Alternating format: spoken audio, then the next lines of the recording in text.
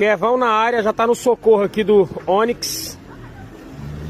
Trouxe lá da Perimetral Norte o brabo, já tá colocando aqui pra levar pra oficina depois. Embreagem, disco de embreagem já era.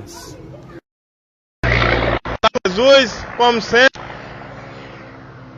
Hoje nós veio buscar o carro da mãe do Thiago Beach.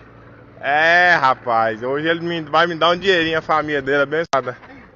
Outra coisa, tá funcionando, viu? Tá evitando um probleminha aqui, viu? Tá ligando. Uma embreagem, a embreagem tá um pouquinho lenta, tá um pouquinho pesado, mas dava pra chegar até na casa dele, só que ela queima. Então, mais um serviço. Que vai pagar a dia.